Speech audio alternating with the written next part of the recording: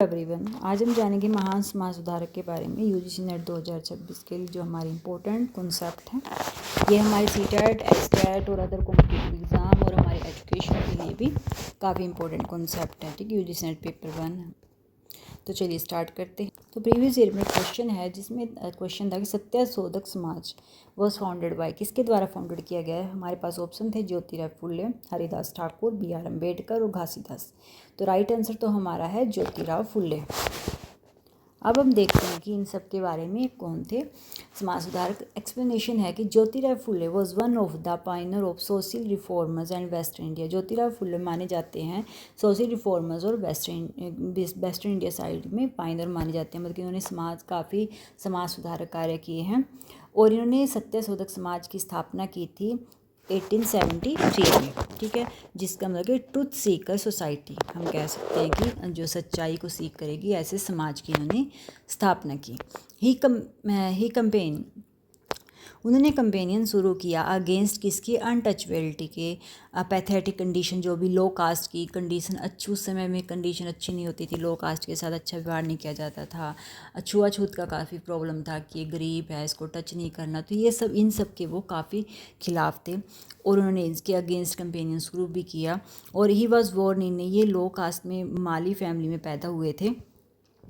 Eight Pune इन महाराष्ट्र में इनका जन्म हुआ था। तो कई बार ये छोटे छोटे पॉइंट पूछ लिए जाते हैं कि इनका जन्म कहाँ हुआ था। पुणे महाराष्ट्र में, जो कि माली फैमिली में ये इन्होंने जन्म लिया था। तो इन्होंने बचपन से ही जो है कि इन्होंने फेस डिस्क्रिमिनेशन ही विच शेप्ड हिज थिंकिंग। तो इसलिए उनकी थिंकिंग ऐसी हो गई थी, इनको ये था कि इसमें समाज में से ये सब हमें ख़त्म करना है, जो भी ये अनटचेबिलिटी या डिस्क्रिमिनेशन चल रहा है, क्योंकि इन्होंने खुद उस स्थिति को फेस किया था। कहते हैं जो खुद कुछ झेल लेना तो वो दूसरों का दर्द समझ सकता है। तो इन्होंने वो खुद झेला, पहले अपने उन्होंने सहन किया ये सब कुछ, तब उन्होंने महसूस हुआ कि कितना गलत काम है, तो इसके विरोध में वो खड़े। Open the first school for girls in India 1848 along with his wife Savitri Bai Phule. और इन्होंने सावित्री बाई, अपनी पत्नी सावित्री बाई फुले के साथ मिलकर इंडिया का सबसे फर्स्ट स्कूल इन्होंने बनाया था, गर्ल्स स्कूल 1848 में। तो छोटे छोटे जो, जैसे आप इनमें ये है कि किस समय इन्होंने सत्यशोधक समाज की स्थापना की, तो वो की थी इन्होंने 1873 में। और जो इन्होंने स्कूल खोला था, सबसे पहला फर्स्ट गर्ल्स स्कूल खोला था, वो था 1848 में। और जो ये ओपन इन्होंने फर्स्ट स्कूल किया था, तो होगी बात। Promoted education for Dalit and womens. तो इन्होंने जो दलित एजुकेशन और वुमेन्स का काफ़ी सपोर्ट प्रमोट किया। और इन्होंने fort against child marriage and social inequality, जो छोटे बच्चों की शादियाँ कर दी जाती थी उस समय बहुत कम एज, उसके इन्होंने खिलाफ लड़ाई की। इन्होंने सोशल इनइक्वालिटी के खिलाफ ये खड़े हुए। और इन्होंने सपोर्ट विडो रीमैरिज, और इन्होंने सपोर्ट किया कि जो, क्योंकि पहले बिल्कुल छोटी एज में तो बच्चों की शादी कर देते थे, बिल्कुल कम एज की होती थी। फिर क्या था, वो अगर छोटी एज में बेचारी विधवा भी हो जाती थी तो उनको दोबारा शादी करने की परमिशन नहीं होती थी। कि ये था कि इस समाज में कि औरतों की तो लाइफ बिल्कुल ही स्पॉइल कर रखी थी, तो वो इस चीज़ के खिलाफ थे। इन्होंने सपोर्ट किया, विडो रीमैरिज को इन्होंने सपोर्ट किया। हमारे देश में ऐसे महान समाज सुधारकों हैं, तभी आज हम एक इक्वलिटी पे खड़े हुए हैं। नहीं, जितनी इनइक्वलिटी हमारे देश में फैली हुई थी ना, तो शायद हम कभी डेवलपमेंट की ओर सोच भी नहीं सकते थे।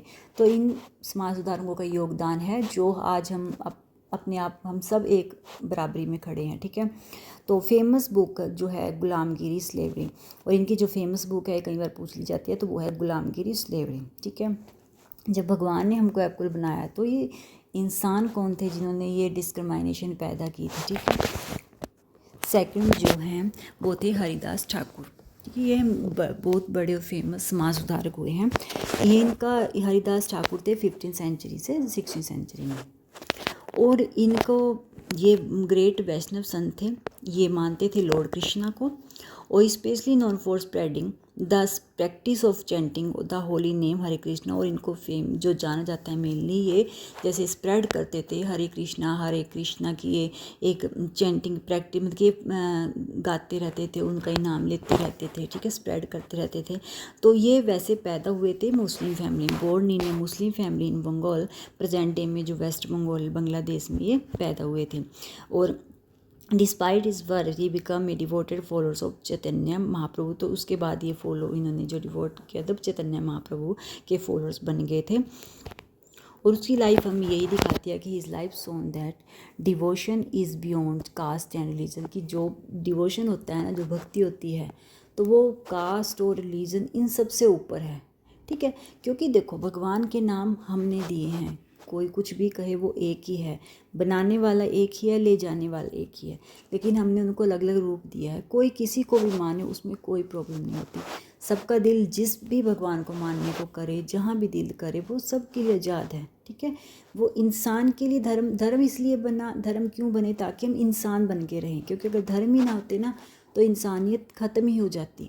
तो धर्म इंसानियत को ज़िंदा रखने के लिए होते हैं कि हम अच्छे कर्म करें, हम इंसानियत में रहें। लेकिन आज के टाइम में क्या है कि इसको लोगों ने एक गलत तरीके से लड़ाई झगड़े मान लिया। ठीक है, आप सब अपने धर्म को ऊंचा कहते हैं, चाहे कोई भी हो, इसमें धर्म सब ऊंचे होते हैं, धर्म हर धर्म अच्छी शिक्षा देता है। ठीक है, तो ये था कि इनका लाइफ यही दिखाता है कि जो डिवोशन होती है, जो भक्ति होती है, जब इंसान में सच्ची भक्ति आ जाती है ना, वो जो कहता है कि मैं धार्मिक हूँ, धार्मिक कहने का हक उसी को होता है जो कोई भेदभाव नहीं करता किसी भी दूसरे धर्म के साथ। असली डिवोशन वहाँ होती है, असली भक्ति उसे कहते हैं। ठीक है, अगर हम दूसरे धर्म को नीचा दिखा रहे हैं तो हम उसको ये नहीं कह सकते मैं भक्त हूँ किसी का, वो किस हक से कहेगा। भक्ति वो होती है क्योंकि भगवान ने कभी किसी के साथ भेदभाव नहीं किया, भगवान ने किसी पे कोई ये नहीं कह के भेजा कि तू मुस्लिम है, तू हिंदू है, तुझे ये मानना है, तुझे वो, भगवान ने सबको इक्वल पैदा किया है। ठीक है, हमें यहाँ आकर पता चला कि मैं हिंदू हूँ या मैं मुस्लिम हूँ या मैं सिख हूँ या मैं ईसाई हूँ, तो ये है। तो इनका लाइफ यही दिखाती है, इन्होंने कृष्ण, ये मुस्लिम फैमिली में जन्म हुए थे लेकिन इन्होंने भक्ति कृष्णा की थी। Known as a Namacharya, teacher of the holy name, Namacharya ये जाने जाते हैं नामाचार्य के नाम से, जिसको मतलब कि जिनका मीनिंग है कि होली टीचर माने जाते हैं, जो भी होली मतलब कि जो धार्मिक शिक्षा देते हैं इनके teacher. He used to chant Hare Krishna mantra 3 lakh times daily, माना जाता है कि 3 लाख बार डेली ये कृष्णा के मंत्र का जाप करते थे। जो उनकी समाधि बनी थी, ही समाधि मेमोरियल इन द जगन्नाथपुरी में इनकी समाधि बनी हुई है। Importance of chanting God's name, नाम जप, और जो ये महत्व देते थे, जो चैंटिंग में गॉड्स का नाम इन्होंने दिया था वो था नाम जप। आगे हैं BR अम्बेडकर, इनको हम सब जानते हैं। आज इनकी कॉन्स्टिट्यूशन, इनकी हिम्मत की वजह से उन्होंने कॉन्स्टिट्यूशन की स्थापना की थी। आज हम अधिकार से कह सकते हैं हम सब एक हैं, हम सब इक्वल हैं। ठीक है, क्योंकि जब तक हमारा संविधान नहीं था हम इक्वल भी कैसे थे, क्योंकि एक ऐसा समाज बना हुआ था, लेकिन कॉन्स्टिट्यूशन में जब इन्होंने कर दिया ना, तब जाके हम सब बराबर हो गए। तो इन्होंने बहुत से अधिकार हमें दिलाए। BR अम्बेडकर, बाबा साहेब अम्बेडकर भी जिनको कहा जाता है, वो one of the Indian greatest leader माने जाते हैं और सोशल रिफॉर्मर माने जाते हैं। फुल नेम, इनका फुल नेम था भीमराव रामजी अम्बेडकर। जन्म हुआ था इनका 14 अप्रैल 1891 महाव में, जो कि इस समय अम्बेडकर नगर के नाम से जाना जाता है, मध्य प्रदेश। और इनकी मृत्यु हुई थी 6 दिसंबर 1956 में न्यू दिल्ली में। और ये जाने जाते हैं father of the constitution of India, India के कॉन्स्टिट्यूशन के फादर माने जाते हैं, प्रिंसिपल आर्किटेक्ट के फादर माने जाते हैं। इनका प्रोफेशन था, ये जस्टिस थे, जूरिस्टिस थे, इकोनॉमिस्ट थे, पॉलिटिशियंस थे, सोशल रिफॉर्मर्स थे और स्कॉलर्स थे। और ये हमारे फर्स्ट लॉ मिनिस्टर भी थे इंडिपेंडेंस, आज़ादी के बाद इंडिपेंडेंस इंडिया के फर्स्ट लॉ मिनिस्टर थे डॉक्टर BR अम्बेडकर। अवार्ड इन्होंने मिला था, इनको मिला था भारत रत्न 1990 में। और इन्होंने जो लड़ाई लड़ी वही caste discrimination, work for equality, liberty, social justice के लिए लड़े, क्योंकि वही जैसे मैंने अभी पीछे बात की थी कि जिसने खुद चोट खाई हो ना, तो वो दूसरे की चोट को महसूस करता है। इन्होंने भी काफ़ी डिस्क्रिमिनेशन बचपन में सहा, लेकिन इन्होंने ये एक हिम्मत, और ये देखो कि इन्होंने इतने स्ट्रगल के बाद, इनसे अगर कोई इंस्पायर हो ना तो वो लाइफ में कभी नीचे, मैं कहती हूँ, वो गिर ही नहीं सकता। अगर किसी को ऊपर उठना है ना, लाइफ में कुछ बन के दिखाना है, तो बाबा साहिब से आप सीख ले सकते हो, क्योंकि इन्होंने इतना कुछ सहा, उसके बाद भी ये कॉन्स्टिट्यूशन के फादर बने। उसके बाद इन्होंने PhD तक की डिग्री की उस समय में।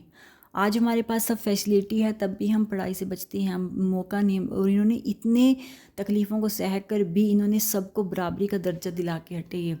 ठीक है, तो अगर किसी को ऊपर उठना है ना, जब लगे कि मैं नीचे गिर रहा हूँ, तो बाबा साहब की जीवनी उठा के पढ़ो। और इन्होंने कन्वर्ट किया था बुद्धिज़्म इन 1956 में। काफ़ी फॉलोअर्स के साथ ही बुद्धिज़्म को इन्होंने कन्वर्ट कर लिया था बुद्धिज़्म में।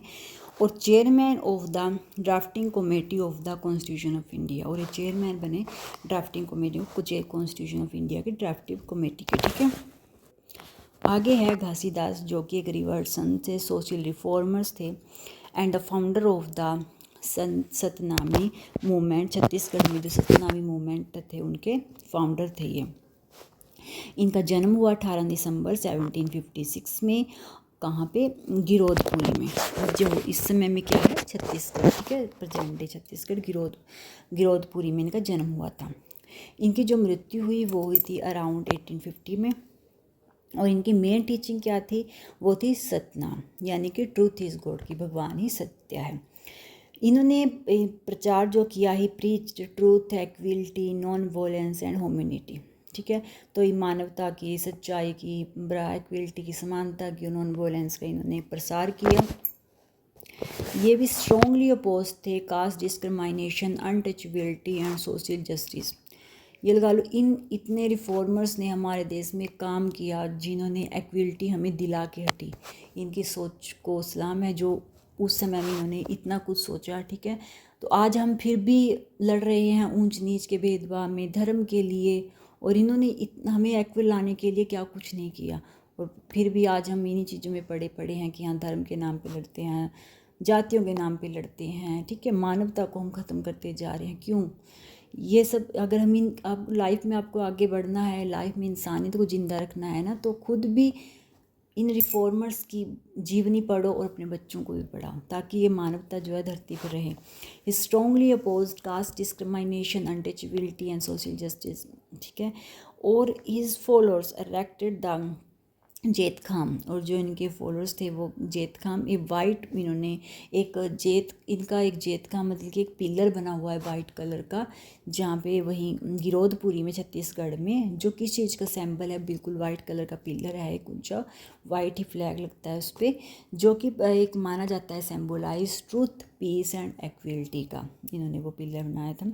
हाइट है उसकी 77 मीटर, यानी कि 243 फीट। वाइट फ्लैग वहाँ पर जो उस पर लगा रहता है, तो वो माना जाता है सिंबल पीस का। और ये हमारे हम यूजीसी नेट के लिए भी और टेट या स्टेट के लिए भी, ये हर उसमें हमारे एग्ज़ाम के लिए इम्पोर्टेंट कॉन्सेप्ट है। तो नोट्स अच्छे लगे तो लाइक कर दिया करो, कमेंट जरूर किया करो। Thank you for watching my video.